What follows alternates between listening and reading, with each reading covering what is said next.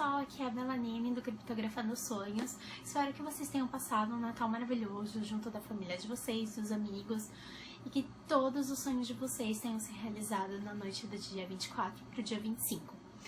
Bom, eu não tô aqui para falar sobre livros de Natal ou sobre filmes de Natal, porque por aí um monte de gente chegou a postar um monte de coisa, inclusive os canais que eu sigo e que eu adoro, e eu não sei, eu acho que seria mais do mesmo. Eu curti bastante as coisas que a Veves postou de alguns contos super interessantes que eu não conhecia, assim como a Tati Feltrin, ela acabou utilizando aquele conto do Dickens sobre aquele conto dos fantasmas de Scrooge, e ela viu isso num HQ do Batman, que eu achei bem legal e ao mesmo tempo meio esquisito. Bom, mas eu tô aqui justamente para falar de outra coisa, de um livro que eu li nessas 2 últimas semanas.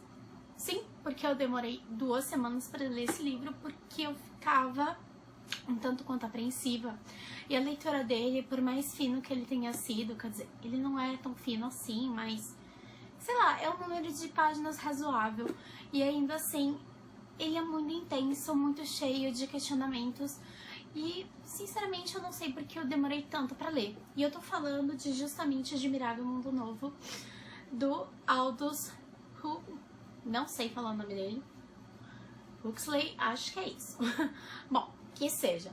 E de qualquer forma, eu acho que de todas as distopias que eu li até hoje, definitivamente Admirável Mundo Novo foi o melhor e mais assombroso, por assim dizer. O que acontece? Quando eu conheci Admirável Mundo Novo, na verdade, foi há muito tempo atrás, quando eu comecei a ler a seleção da Kiera Cass. Tá? É esse livro aqui. E na seleção, a Kiera Cass, ela fala sobre castas, que é a forma como a sociedade dela é dividida. E aí, na época, quando a seleção não era uma distopia famosa, alguns blogueiros, muito poucos, falaram sobre essa coisa das castas, que na verdade vinha de Admirável Mundo Novo. Você sabe sobre o que Admirável Mundo Novo fala? Bom, se você leu um monte de distopias, talvez você tenha uma certa ideia.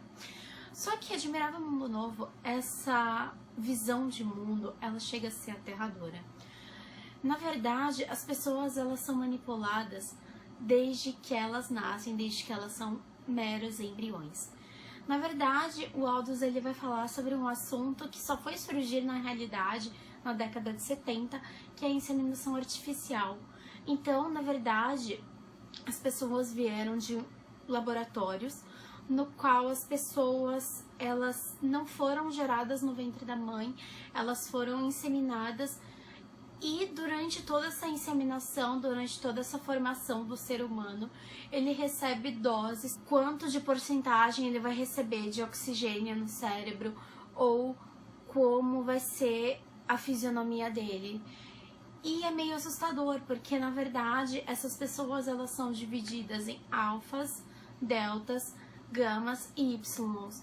E os ys são as castas mais pobres, as castas mais ignóbeis, por assim dizer, porque na verdade eles receberam menos oxigênio e eles são considerados pessoas retardadas, por assim dizer, as que mais aceitam o sistema. E quanto mais alfa você é, mais inteligente você é, você possui os melhores empregos, os melhores cargos. E algumas pessoas alfas são, na realidade, elas têm essa percepção de que talvez haja alguma coisa errada. E aí, durante toda a infância, e você é bombardeado por mensagens subliminares. Durante o sono, você recebe mensagens. A todo tempo, as pessoas colocam mensagens na sua cabeça e ideias que você, de acordo com a sua casta, você tem que acreditar. Elas aceitam sem saber exatamente por que elas aceitam aquilo. E a partir do momento que você acha que a coisa não tá muito legal, existe uma coisa chamada soma. E essa soma, na verdade, é uma droga que te deixa feliz. E o governo adora te entupir disso, porque, de acordo com eles, uma sociedade próspera, uma sociedade utópica, ela deve ser feliz. feliz o tempo inteiro. E a partir do momento que você não tá um pouquinho feliz sequer, eles te drogam com mais soma e aí tudo fica muito bem, maravilhoso, e você adora onde você vive, a forma como você vive e o sistema político no qual você vive. E isso chega a ser muito estranho, porque uma coisa é você ser feliz o tempo todo e outra é você não poder deixar de ser feliz, não poder questionar e não poder reclamar da sua vida, e o governo não quer, porque outro sentimento que não seja a felicidade pode gerar o caos dentro da sociedade. E se a gente parar pra pensar, será que de certa forma a sociedade impõe esse mesmo conceito de felicidade, de que nós temos que ser felizes o tempo todo e nós temos que mostrar isso nas redes sociais e mostrar que somos felizes, porque se nós não somos felizes, não estamos enquadrados na sociedade, não estamos enquadrados no perfil perfeito do Facebook, daquele usuário que tá em lindos lugares com pessoas amadas, felizes, contentes, alegres e... Cara, sério mesmo? Será mesmo que a gente já não tá um pouquinho assim que seja? E se a gente parar pra pensar, sei lá, quer dizer, que a gente ainda não tá nesse nível de que nós somos criados desde embriões a pensar dessa forma e de agir dessa maneira e sermos manipulados, mas essas mensagens que passam por aí, essas mensagens midiáticas, será que elas meio que já não impõem um certo modo de agir em sociedade e como devemos agir? Até que ponto a gente realmente está sendo manipulado e quanto de nós realmente tem saído dessa manipulação? E aí, o que é muito aterrador em Admirável Mundo Novo é que quando chega o selvagem, porque na verdade o selvagem ele é filho de uma mulher que cresceu a vida dela toda nesse mundo perfeito, né, nessa sociedade perfeita, só que ela acabou tendo um problema e ela acabou sendo esquecida nessa selva, e os selvagens cuidaram dela, e por conta disso ela acabou tendo uma vida totalmente diferente daquela que ela viveu até aquele momento. E ela teve um filho, e assustadoramente nessa nova sociedade, eles são totalmente contra essa coisa das mulheres engravidarem e elas próprias terem filhos e do conceito de família. E quando o selvagem vai para essa sociedade no qual laços familiares não existem, no qual eles falam que na verdade famílias são pessoas no mesmo lugar que precisam se suportar, e aí você pensa, tudo bem, todos nós temos problemas com as nossas famílias, mas a esse ponto? E aí você não cria laços e você não cria emoções, porque o importante é a sua própria felicidade. Se você está feliz e a outra pessoa do seu lado está feliz, então está tudo muito bem. E aí você não tem conflitos e você não tem sentimentos mesquinhos, egoístas e afins. E quando o selvagem vai pra lá, ele vê que toda essa felicidade, toda essa ideia de maravilhoso mundo novo que a mãe dele falava pra ele, porque de certa forma ele não se encaixava na sociedade selvagem, porque por mais que ele tenha nascido nessa reserva, as pessoas não viam ele como pertencente ao meio, já que a mãe dele não foi criada lá, ela não nasceu lá, e ele sempre era muito excluído. Ele achava que indo para esse admirável mundo novo, as pessoas aceitariam ele, e ele acharia algo nele que lá na reserva dele as pessoas não viam e nem ele enxergava em si próprio. E aí quando ele vai para essa sociedade, ele vê que as coisas não são assim, e chega a ser aterrador como as pessoas lidam com os problemas e com as dificuldades, porque todo momento, sempre que você tem qualquer questionamento a fazer, você toma um pouco de soma e tudo fica bem, e tudo se resolve. E eu acho que o final, que eu não vou contar, eu acho que foi isso, eu considerei que é uma distopia, porque na verdade o sistema, como você pode burlar um sistema, como você pode quebrar um sistema, se você mesmo está nesse sistema e as pessoas te manipulam para que você acredite que esse sistema é o sistema certo. E eu acho que todo mundo deveria ler isso.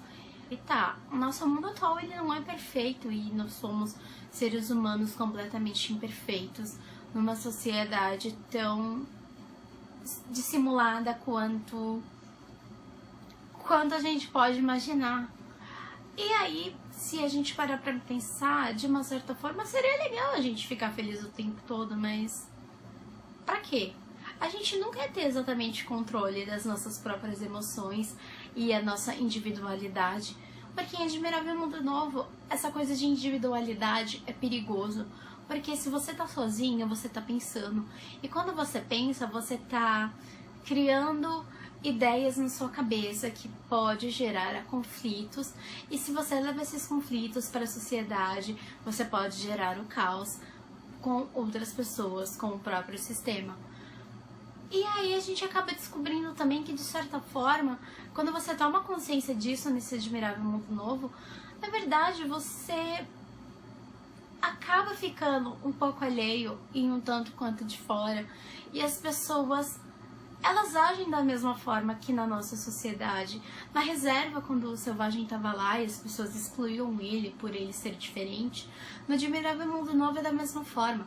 As pessoas, quando vem algo diferente, elas apontam o dedo, elas acham estranho, elas acham engraçado e elas comentam descaradamente na sua cara que você é um babaca ou que você é esquisito.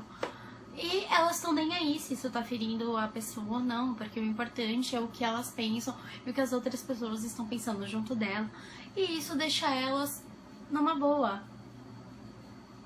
Mas dane-se a outra, porque a outra vai simplesmente pegar um pouco de soma, tomar e tudo vai ficar bem. E ela depois vai voltar aos padrões que a sociedade coloca pra ela. E eu não sei se eu tô sendo tão clara assim, mas eu acho que Admirável Mundo Novo, quer dizer, se a gente parar pra pensar, o cara escreveu em 1932, e a gente já tá em 2015, a gente tá indo pra 2016. Quão semelhante as coisas estão caminhando e como, no final das contas, isso, eu não digo que pode vir a acontecer, mas como, de certa forma, as redes sociais nos obrigam a socializar, e mesmo que não pareça uma coisa tão natural quanto parecia quando as pessoas no Admirável Mundo Novo iam pro cinema e viam filmes bobos, sem perspectivas e sem mensagens, estavam simplesmente ali paradas umas dos lados das outras, falavam, nossa, que legal, e elas nem sabiam certo porque achavam legal. E será que, de certo modo, isso não tá acontecendo? Será que realmente todas as vezes que a gente vai no cinema assistir um filme, a gente acha, ai, que legal, pelos efeitos e não pelo enredo em si? Da mesma forma que quando a gente lê um livro que tá na moda, será mesmo que a gente gosta porque tem uma mensagem legal ou porque todo mundo tá lendo e aí você tem que ler? Tipo 50 Tons de Cinza, quando você leu e você sabia que ele gerou de uma fanfic de Twilight, e você leu e você foi no cinema e você pensou, será mesmo que foi tão bom assim?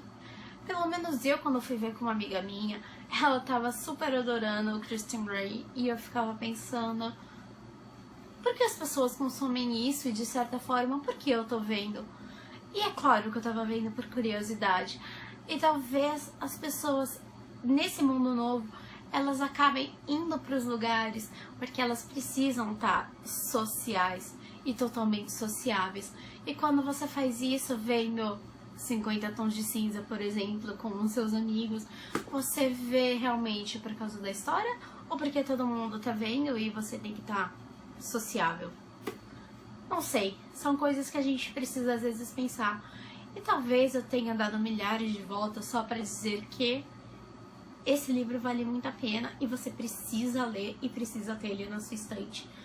E começar a pensar sobre algumas coisas que estão ao seu redor. Então, é isso. Até a próxima.